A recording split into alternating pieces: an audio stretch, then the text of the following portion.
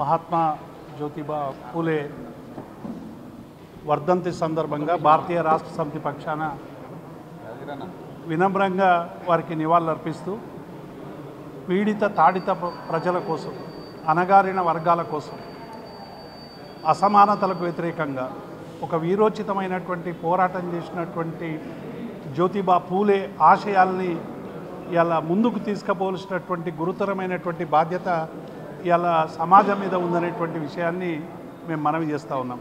ఎందుకంటే జ్యోతిబా పూలే ఆశయాల్ని, ఎందుకంటే వారు చిన్నతనంలో ఎదుర్కొన్నటువంటి అనేక అసమానతలు, అనేక పెత్తందారి అగ్రవర్ణాల ఆధిపత్యాలకు వ్యతిరేకంగా చదువు ఒక్కటి మాత్రమే మనిషిని నిలబెడుతుంది, ఆ చదువు ఒక్కటే దేశం కోసం, తన జాతి కోసం పోరాడేటువంటి నైతిక బలం ఇస్తుందని విశ్వసించి అన్ని వర్గాల వారికి సరైనటువంటి విద్యను అందించాలని ఒక పెద్ద ఎత్తున ఉద్యమం చేసినటువంటి నాయకుడు జ్యోతిబా పూలే.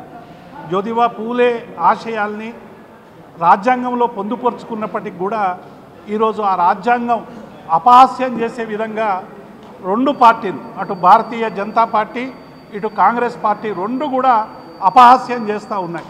ఇవాళ పీడిత తాడిత వర్గాల ప్రజలు వీరోచితమైనటువంటి పోరాటాలు చేస్తుంటే వాళ్ళకి ఏ హక్కులు కూడా ఇవ్వకుండా క్రూరంగా నిర్బంధాల పేర అణచివేస్తున్నటువంటి సందర్భాన్ని చూస్తూ ఉన్నాం.